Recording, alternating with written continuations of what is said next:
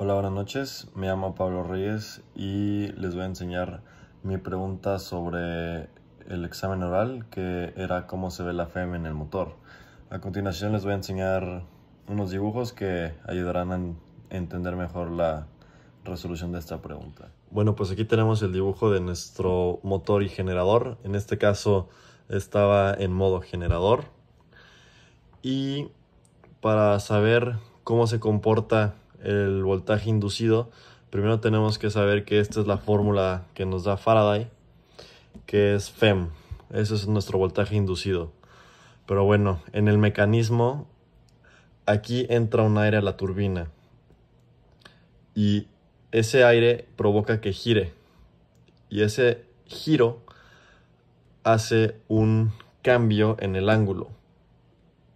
Dicho cambio que sucede entre el campo magnético de los imanes y el área de la bobina crea una variación en el flujo.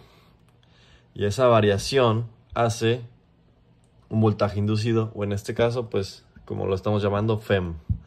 Aquí se puede ver que están las fórmulas ya desarrolladas. Empezamos con la derivada del flujo.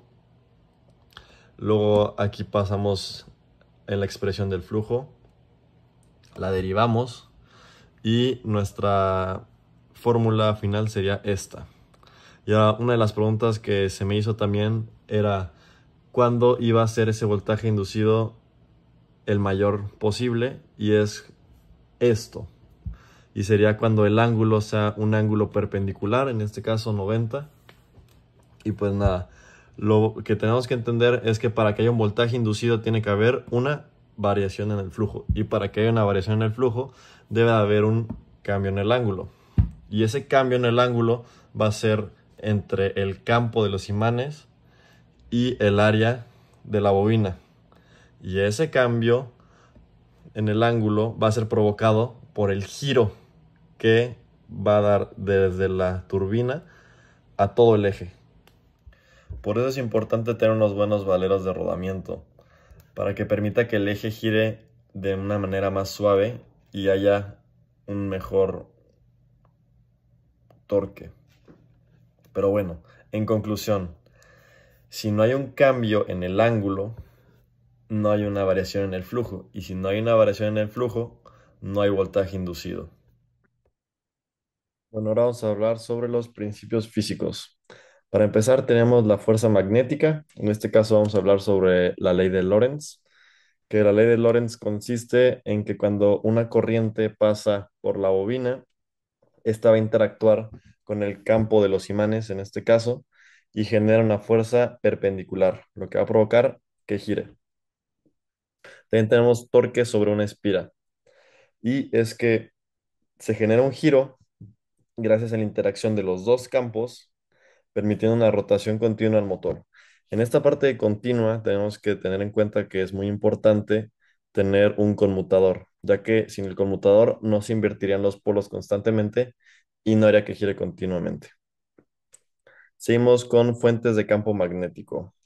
Como ya dijimos, los imanes crean un campo fijo, a diferencia del campo inducido que es el de la bobina.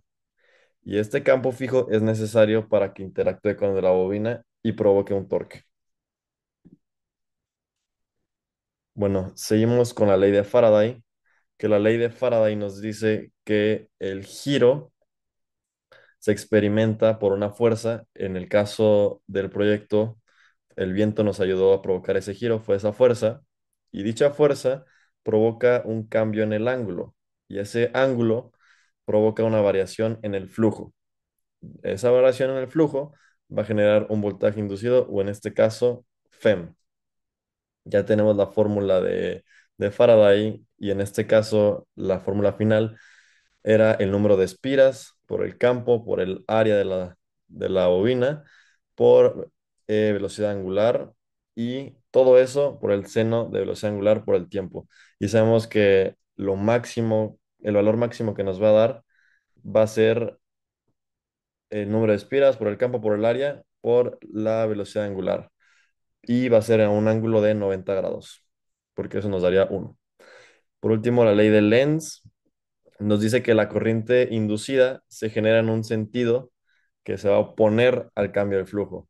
Y esto es muy importante tenerlo en cuenta porque si no fuera por esa oposición, se podría decir que se podrá crear energía gratis. Y como sabemos, pues eso no existe.